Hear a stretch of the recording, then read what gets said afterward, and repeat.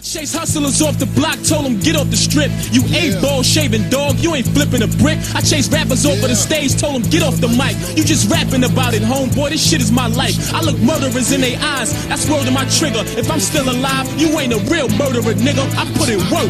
Work on these starving streets, I put in work. I ain't never squashed the beef, I put in work. Work on the block all night, I put in work. Work on this goddamn mic, I put in work. Work on these starving streets, I put in work. I ain't never squashed the beef. I don't demolish y'all rappers cause I doubt y'all bread. But I can't go back to Brooklyn without y'all heads. Run up on me, y'all better reroute y'all legs. How many mouths y'all fed? These niggas be taking food off your plate, but you claim you blast your Glock. I ain't passing nobody my plate, I pass a pot. They telling you who to feed, taking half off top. Niggas be running your plate. Like, what do you think it is that the hood just is so attracted to your music? Like, yeah, I mean, to be honest with you, because nowadays it's all about radio play. They want that. A lot of artists, they cater to making a radio record. Yeah, and that's the difference. You know what I'm saying? I mean, that shit was a lot of legwork, a lot of groundwork, man. You know what I'm saying? Like, I just mixtape by mixtape, I pounded the streets with it, and we went to every borough by borough. You platinum on the mixtapes, kid. Worldwide. You platinum on the mixtapes. Nah, he does numbers on them. Nigga bought a house off of the mixtapes, nigga. I know a little bit more than the average. I ain't gonna put you out there. I mean, you know. But I know the nigga. Before the deal came in with Jive, right? It was Jive. Yeah. We thought at that point, I know talking to Remy, we was like, all right, boom, Pap. What do you think? Jive didn't get it? Like, they didn't, because you was there, you had 3 or 4 joints in rotation on regular radio. I mean, Slave was like, great, this is where it's at, this is what we needed. Now we got the machine behind us, and still. Yeah, but you know what it is, though? I mean, just to summarize that shit. I mean, they went under, so it's okay to talk about it. Yeah, I danced on the grade, too. But yo, you know, Papoose being successful, a lot of artists won't have no jobs, man. A lot of people. So for artists like me to get on it, you know what I mean, really be where I need to be at, they fear that. So a lot of monkey riches got thrown in my shit. But at the same time, I had a good lawyer. You think about artists? I had a good lawyer. No, just people in the industry, just period. People, period, I mean, okay. They, you know, a lot of jealousy and a lot of bullshit went on with that. But at the same time, you know, we had good lawyers, and me and Slade, we came in the front door and left the back door with the money. So we wasn't mad. Come on. And I'm not mad that he just told him. You want to hit him? Yeah. I was actually there for this one. And I didn't see you in the footage. I wasn't in the footage. I had seen the but I was there. Of Papoose. I don't know, Max B was at a radio station. You said it was Power. It was Power.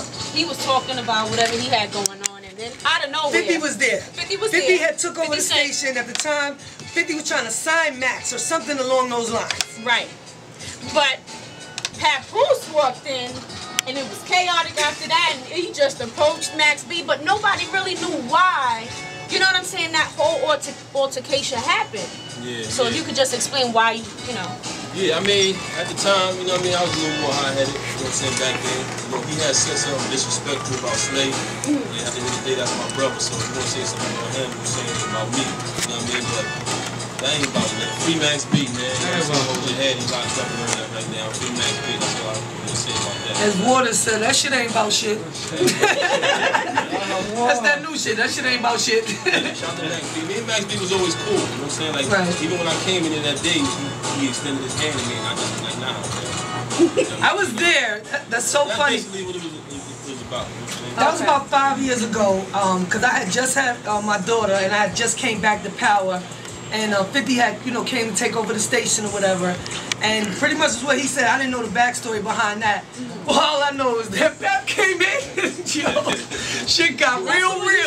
It got so real that 50 was playing Peacemaker. And that's how 50, I was expecting 50 to be like, yeah, Pap, yeah. I'm like, wait a minute, 50, you invited Max up here. You can't be with the Pap. Shout out to 50 and all that. Yeah. Max B, hold your head, man. Shit all that. Now, but what's ill is you guys, it just hit me that y'all are the first married hip-hop artists that are actively in the game.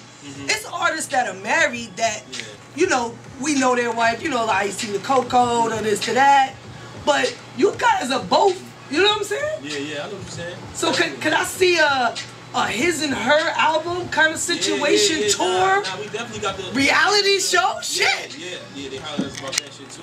Wowzer, see, look at that. They've been trying to get us to do that for a while now, you know what I'm saying? But we got the Mr. and Mrs. Maggie project. That shit is dead. Mr. and Mrs. Maggie. Yeah, word, crazy. I actually got a record. That might be my next record when me and Rim when we make it. Brawler. I always wonder, how do y'all get such crispy verses with her locked up? Like, is there a studio in the rec room or something? Cause that shit do not sound like when Sean spit that shit over the phone. That nigga sounded like he was that shit didn't sound like that. Her shit be sounding extra crunchy, crispy, like she. Yeah, that bucket naked, bro. She bodied that shit, man. How did she get a verse out like that? Like I'll tell you about it later. Okay, all right. Okay. So Steph and me, I mean, part of the reason, you know, I was there as that whole situation unfolded. I seen the phony motherfuckers. I seen what they did. I seen their intentions.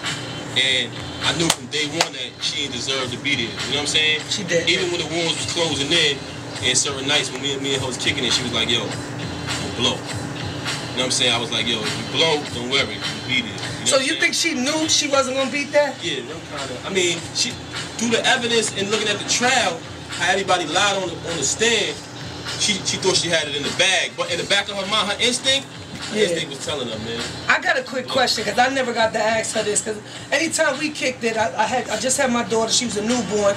Rim is her godmother. I tried to keep it light. I tried to keep her mind off of that because that's what was on her mind. Yeah. I always wanted to know. I didn't know how true this was. I heard they offered her 1 and 3, and if they did, I always wondered why she didn't take that. Yeah, I mean, Rim had the mentality that they was lying about the situation. They wasn't being fully truthful, so her mentality was, yo, let's let all the evidence come out, and then I'm gonna walk.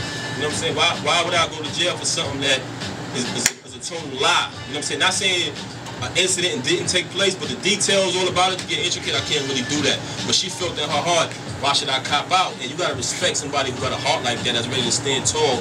You know what I mean, up in front of them judges and them corrupt motherfucking jurors that's ready to prosecute you just because of who you are, and that's willing to stand there and face that fire if it get hot. You know what I'm saying? So did you try to talk her into taking that 1 and 3? You know what it is though, Steph? When somebody fighting for their life, you don't ever want to be the one to say, do this or do that. You understand what I'm saying? Because when the result come, you know, you can't take the blame for that. So that's a decision somebody got to make upon themselves. All you could do as a loved one is support them, regardless of what happened. Yo, that's the realest shit I heard. Because a lot of people used to always tell me, yo, why Pap ain't tell her to do this? Why Pap? You know what that is, Steph? Pap can't tell her to do much, baby. This Remy we talking about. They Monday morning quarterbacking, man. They waited after the Super Bowl. Because when the action was going on, where y'all was at? We was out here trying to dig that evidence up. Nobody was around. You know what I'm saying? So we did what we had to do, and we still doing what we had to. She good. That shit ain't break her. Crazy, Hey, yo, check it out. Papoose just came off that Steph Lova program. Make sure y'all support her, man. You know what I'm saying? Her show is live. I like the energy. It's authentic. Everybody doing their job. Everybody following each other lead. Everybody serving a different purpose. I like the vibe, man. All y'all rappers, stop saying you coming and not showing up, man. We're gonna come get you. Come on that Steph Lova show and get that real interview, man.